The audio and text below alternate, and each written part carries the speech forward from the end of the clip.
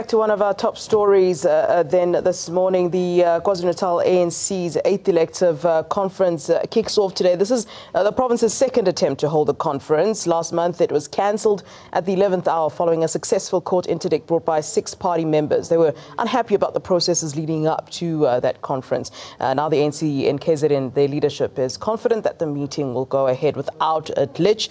The leadership insists that all outstanding issues have been resolved. The new provincial executive committee is then expected to be announced on Saturday when the conference wraps up. President Cyril Ramaphosa will address the delegates. We're joined on the line live from KwaZulu-Natal by the ANC's KwaZulu-Natal team coordinator and leader of the ANC in KZN, Zikalala. Good morning to you, Mr. Zikalala. Thank you very much for joining us on Afro Breakfast.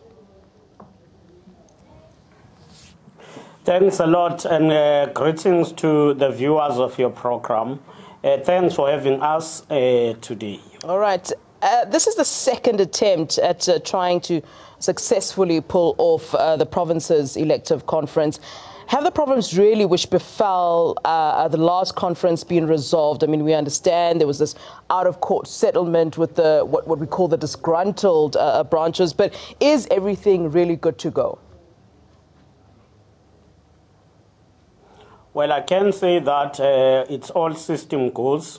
We've done all preparations for the conference. We have engaged with the comrades who were applicants on the matter that we are referring to, and we managed to agree on how to resolve those issues. The process of resolving those issues has been satisfactory to all of us, and we can say with great confidence that those who have gone to court are no longer concerned, but they will want also us to proceed with the conference. We are therefore hoping that the conference will proceed smoothly without any challenge. Now, you say that there were some issues that were agreed on and how to resolve those issues. Take us into your confidence as to what are the merits of those agreements. What did you all agree on in order for the processes to continue? Those issues will relate to. Well, those issues will relate to issues such as the membership that they claimed that was recruited and not integrated by branches. We've engaged in a process to ensure that that membership is collected, assessed, and then be integrated into the database of the branches that are affected. So that is one category. In some areas, there were disputes about the sittings of the BGMs, and that was attended by the National Dispute Resolution Committee. But in some areas, you'll find that there were political issues that existed even before issues of conferences. So we had then managed also to outline a process of dealing with those issues. Now, Mr. Zikalala, the ANC's Disputes Resolution Committee has been in KZN to attempt to resolve all these grievances. Firstly, what did they do in order to resolve these problems that were there? And secondly, is it not concerning to you that there even has to be this sort of committee in the first place? Does it not point to deep-seated problems that are within the ANC in KZN?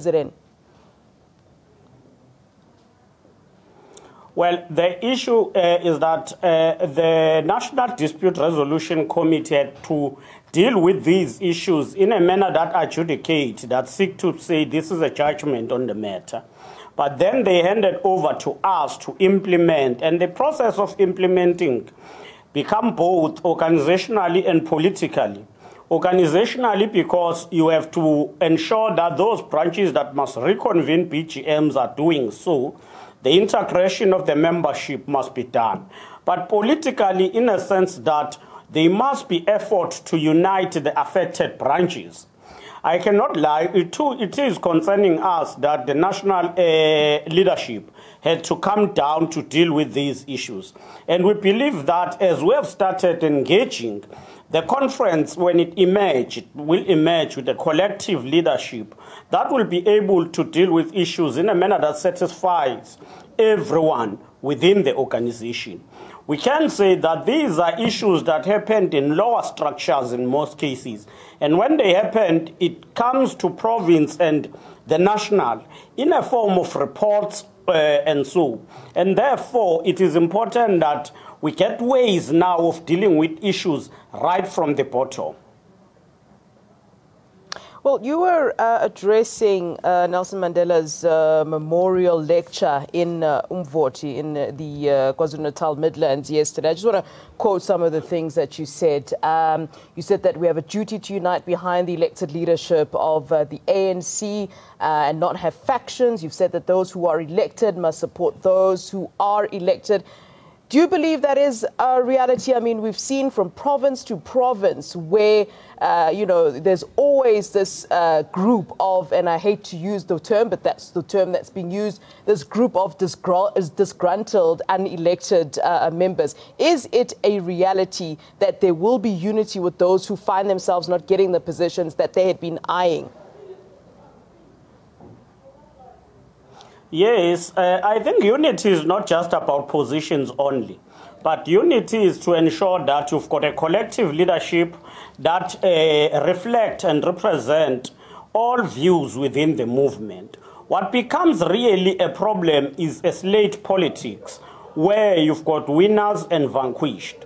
And we need to deal with that politics of the issue of the slate politics and have the collective leadership elected comprising of all views that were there before the conference. And I think that's one area we are trying to work on it and try to address this challenge of slates. The leadership, once elected, must also embrace everyone. It must not be seen to be acting factional and purging others. Just in closing, I mean, how do you plan to incorporate those who had, opposed you in certain instances in KZN?